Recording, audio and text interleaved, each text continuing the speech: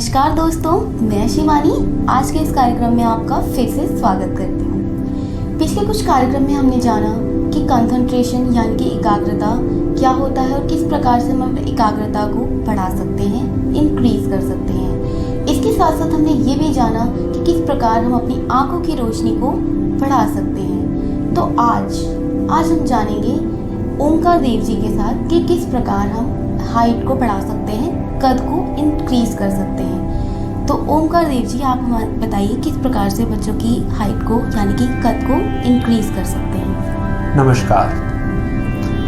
अक्सर माँ बाप इस बात को लेकर चिंतित रहते हैं कि उनके बच्चे का कद ठीक उम्र में और ठीक समय पे संतुलित बढ़ जाए। तो इसके लिए कई सारे कारण हो सकते हैं कद ना बढ़ने के। सबसे पहला कारण मांसपेशियों का और नसों का सक्रिय ना होना। एक कारण पूरा भोजन ना लेना और शरीर में कैल्शियम तथा विटामिन डी की कमी होना। और इसके साथ साथ कई सारे अनेक कारण भी हो सकते हैं। तो इन समस्याओं में योग अभ्यास विशेष रूप से भूमिका निभाता है। योग अभ्यास में कुछ विशेष आसन और व्यायामों का अभ्यास किया जाता है जिनसे मांसपेशियों में, नसों में लचीलापन आता है, उनमें खिंचाव उत्पन्न होता है, शरीर में रक्त का संचालन भली प्रकार से हो पाता है और प्रत्येक अंग तक रक्त का संचालन ठीक प्रकार से पहुंच पाता है, जिसके परिणाम स्वरूप बच्चों की कद के वृद्धि ठीक प्रकार से हो पाती है। तो आज हमने कुछ विशेष अभ्यासों की रूपरेखा तैयार की है जिनका अभ्यास हम करेंगे। अभ्यास के लिए अपने स्थान पर खड़े हो जाएंगे। सबसे पहला अभ्यास हम करेंगे। इस अभ्यास के लिए अपने स्थान पर खड़े हो जाएंगे, दोनों पैरों को मिला लेंगे, पीठ गर्दन को सीधा रखेंगे, हाथों की उंगलियों को आपस में फंसाएंगे और नीचे की तरफ खींचेंगे। गर्दन बिल्कुल सीधी रहे। सांस भरते हुए सामने से खींचते हुए हाथों को ऊपर की ओर लेकर जाएंगे। अब सांसें सामान्य रूप से चलती रहेंगी। सांस को बाहर छोड़ देंगे, आराम से सांस भरेंगे और छोड़ते रहेंगे। हाथों को ऊपर की ओर खींचेंगे, दोनों एड़ियों को जमीन से ऊपर उठाएंगे, पूरे शरीर को संतुलित करेंगे अपने पंजों के ऊपर। और अब अपने स्थान पर धीरे धीरे छोटे छोटे कदम आगे की ओर चलेंगे, घुटनों को सीधा रखते हुए, और सांसें सामान्य रूप से चलती रहें। लगभग 8 से 10 फीट की दूरी पर आगे जाने के बाद अब यहाँ से पीछे की ओर उल्टा चलेंगे। गर्दन सीधी रहे और हाथों को ऊपर की ओर खींच कर रखेंगे। एड़ियों को जमीन पे रखेंगे और साइड से हाथों को वापस ले आएंगे।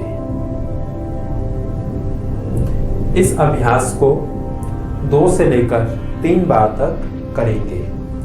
अगला अभ्यास दोनों पैरों को मिला लेंगे या फिर दोनों पैरों में 4 से 5 उंगलियों का फासला भी दिया जा सकता है।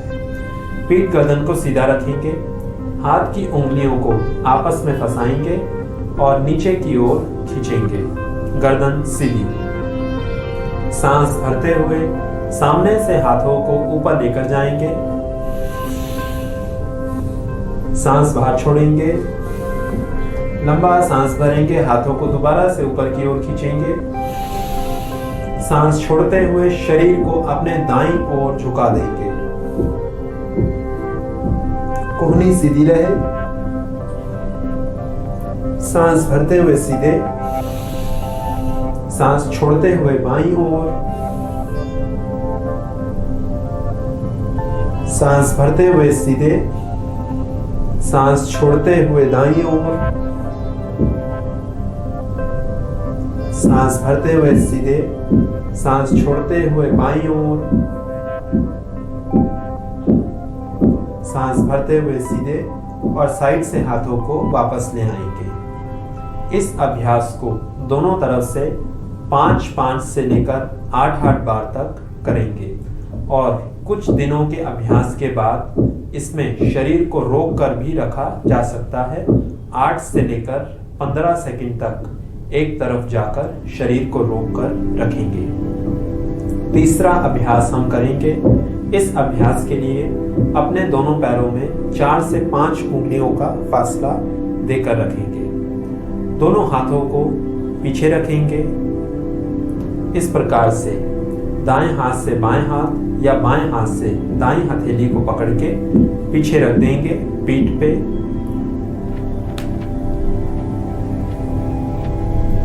गर्दन सीधी रहे। सांस भरते हुए धीरे धीरे पीछे की ओर जाएंगे।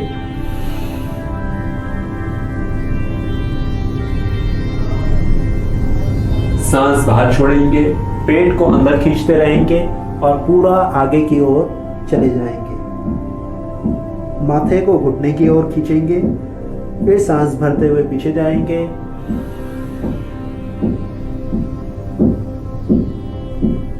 सांस छोड़ते हुए आगे, सांस भरते हुए पीछे, सांस छोड़ते हुए आगे, वापस आ जाएंगे। इस अभ्यास को 10-10 से लेकर 15-15 बार तक करेंगे। इसके बाद अगला अभ्यास करेंगे त्रिकोण आसन।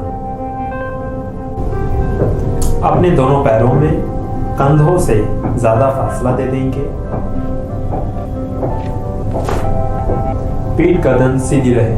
हाथों को साइड में रखेंगे जंघाओं के ऊपर। सांस भरते हुए दोनों हाथों को साइड से ऊपर लेकर जाएंगे कंधों की सीध में। सांस छोड़ते हुए अपने दाईं ओर शरीर को झुका देंगे।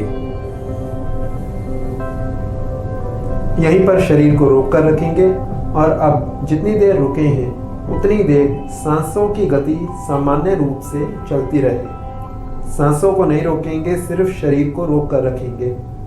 लगभग 15 से 25 सेकंड तक शरीर को रोक कर रखेंगे।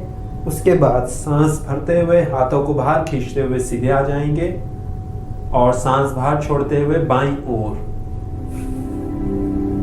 कोहनी सीधी रहे। पूरे खिंचाव को अनुभव करेंगे। भुजाओं के ऊपर, कंधे पर, कमर पे, जंघा पे। सांस भरते हुए सीधे आ जाएंगे और सांस बाहर छोड़ते हुए हाथों को नीचे ले जाएंगे और पैरों को वापस ले जाएंगे। त्रिकोण आसन का अभ्यास दोनों तरफ से 3-3 बार तक करेंगे और प्रत्येक बार में पहले चक्र में 15 से लेकर 25 सेकंड तक शरीर को रोक कर रखेंगे। उसके बाद 30 सेकंड से लेकर 40 सेकंड तक और उसके बाद 40 सेकंड से लेकर 50 सेकंड तक शरीर को स्थिर रखा जा सकता है। अगला अभ्यास हम करेंगे ताड़ आसन। ताड़ आसन के अभ्यास के लिए अपने दोनों पैरों को मिला लेंगे। पीठ गर्दन को सीधा रखेंगे। दोनों हाथों को साइड में रखेंगे। सांस भरते हुए साइड से हाथों को खींचते हुए ऊपर लेकर जाएंगे। गर्दन सीधी रहे। हथेलियां बाहर की ओर। पूरे शरीर को ऊपर खींचेंगे और अब सांसों की गति सामान्य रूप से चलती रहे। धीरे धीरे एड़ियों को जमीन से ऊपर उठा देंगे और शरीर को रोक कर रखेंगे। निगाहों को सामने दीवार पर किसी एक बिंदु पे केंद्रित करेंगे। पूरा शरीर पंजों के ऊपर, पूरे शरीर को ऊपर की ओर खींचते रहेंगे। शरीर की लगभग सभी मांसपेशियां और अंग खींचे हुए। धीरे धीरे एड़ियों को जमीन पे रखेंगे और साइड से हाथों को वापस ले आएंगे। ताड़ आसन का अभ्यास 3 से लेकर 5 बार तक करेंगे और प्रत्येक बार में जितनी भी देर तक अपनी शारीरिक क्षमता के अनुसार शरीर को स्थिर करके रख पाएं, रोक के रख पाएं, उतनी देर तक शरीर को रोक कर रखेंगे। और जब अनुभव हो कि अब नहीं रुका जा रहा तो पहले एड़ियों को जमीन पर रखेंगे और साइड से हाथों को वापस ले आएंगे। अगला अभ्यास करेंगे वृक्ष आसन।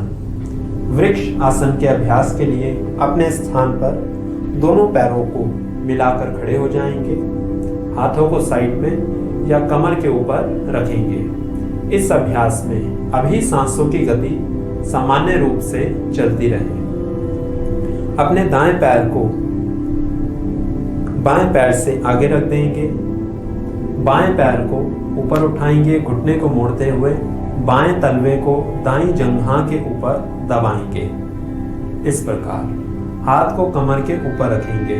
जब आपके पैर संतुलित हो जाएं, बैलेंस बन जाए, उसके बाद साइड से हाथों को सांस भरते हुए ऊपर लेकर जाएंगे।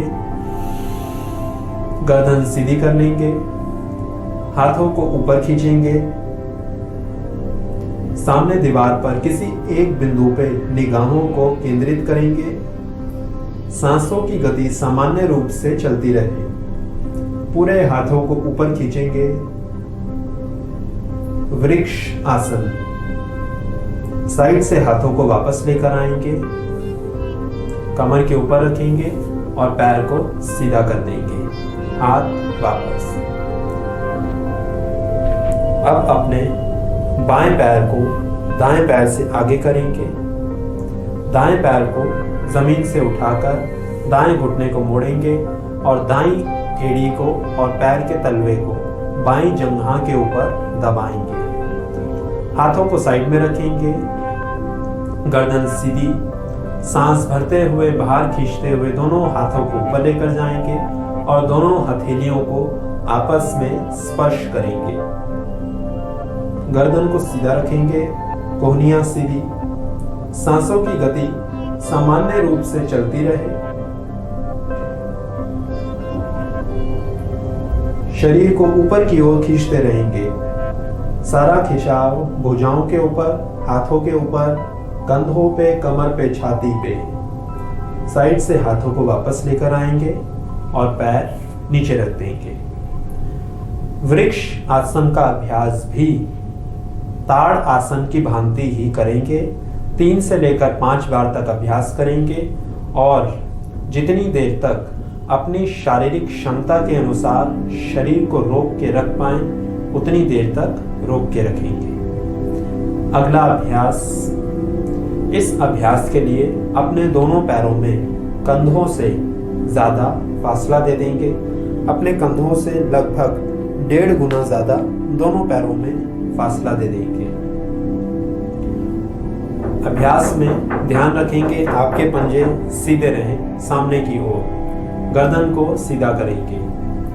हाथों को सांस भरते हुए सीधा लेकर आएंगे।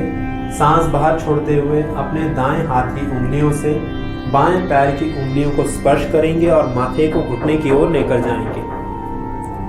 फिर सांस भरते हुए सीधे आएंगे और सांस छोड़ते हुए दूसरी तरफ चले जाएंगे।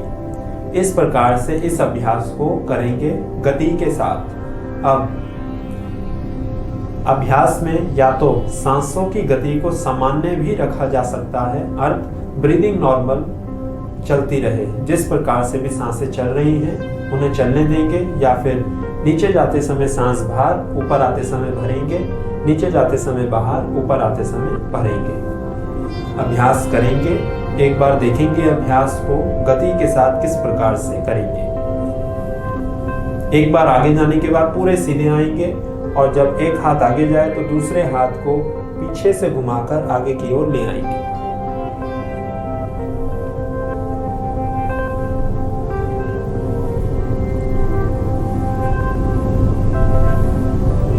इस प्रकार से इस अभ्यास को करेंगे। पहले सप्ताह, पहले हफ्ते इस अभ्यास को दोनों तरफ से 15 से लेकर 20 बार तक करेंगे। दूसरे हफ्ते और उसके बाद 25 से लेकर 30 बार तक और उसके बाद 30 से लेकर 35 बार तक, और इसी क्रम में अपनी शारीरिक क्षमता के अनुसार इस अभ्यास को बढ़ाते रहेंगे। जो भी अभ्यास हम कर रहे हैं, इन सभी अभ्यासों में हमारे शरीर की अधिकांश मांसपेशियों के ऊपर खिंचाव, स्ट्रेच उत्पन्न होता है, जिससे मांसपेशियां सक्रिय होकर अपना कार्य भली प्रकार से कर पाती हैं और इनका विकास भी भली प्रकार से हो पाता है, जिससे कद वृद्धि में सहायता मिलती है।